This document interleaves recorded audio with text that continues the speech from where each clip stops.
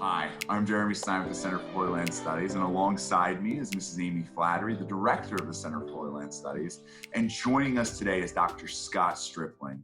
Dr. Stripling is a very well-respected archaeologist, currently serving as the director of excavations at Tel Shiloh, the place where the Hebrew Bible tells us that the Ark of the Covenant rested for over 3 centuries. It was the place, the tabernacle of Israel, where kind of the first capital of the people of Israel when they come to the land.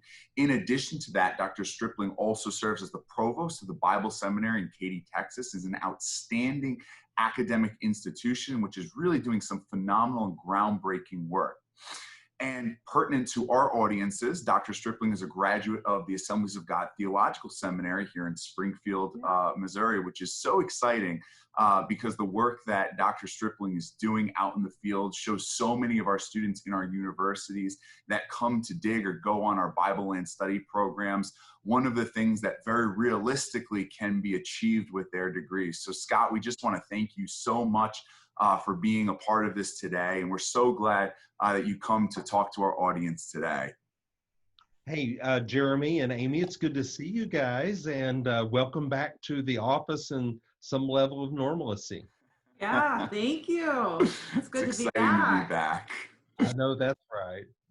So today, because of what's coming up, is that we want to sit down and talk with you, Dr. Stripling, about Pentecost, most specifically the day of Pentecost, as well as we'll say Pentecostal scholarship and how it pertains to our audience and what that means. So with that being said, Scott, I know we in the Christian world hear the idea of Pentecost. We immediately think of the Christian holiday, the Christian celebration of the Holy Spirit falling on the believers in Acts chapter 2. And I know over the years, as I've taken people and they become shocked when they learn that Pentecost is not, at least originally, a Christian holiday. And I was just wondering if you could go into that for a couple of minutes of what biblically Pentecost was and even where they celebrate it throughout history. I would love to. That's one of my favorite topics. We sort of co-opted Pentecost from our Jewish friends. Israel had 3 great pilgrimage feasts every year, and folks living outside Jerusalem did their best to make some of those feasts in various years.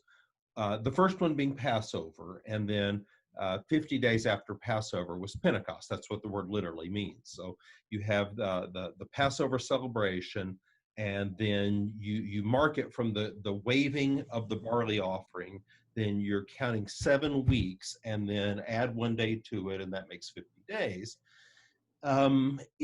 If you were able to economically come for Passover and then stay through Pentecost, then you would do that. So often there's just a massive swell in the population at that time. Then, of course, the third pilgrimage feast was in the fall, and that was the Feast of Booths or the Feast of Tabernacles. So that was the context. It was an agricultural festival, sort of like our Thanksgiving might be, and thanking God for his abundance of one crop, and then asking for his blessing on the first fruits of the next crop as it was coming in. And one of the things too I love about what you said too is how everybody comes. You're required 3 times to appear before God, and it's something that almost meshes in, as we'll talk about in a second, in Acts 2, because even in the days of Jesus in the first century, doesn't matter that you've had the diaspora where everybody has been cast out to the far reaches of the world. That's still something that's on people's heart. I mean, even later on, I believe in Acts, it says that Paul is rushing back to celebrate the high holy days at the temple.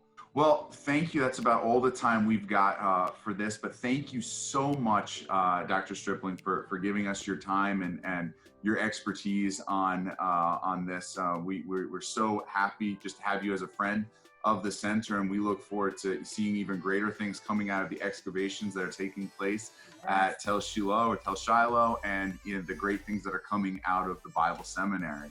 So thank you once again.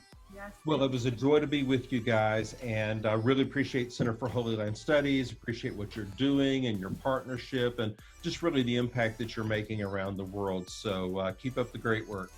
Thank you. And to our audience, we'll see you next time.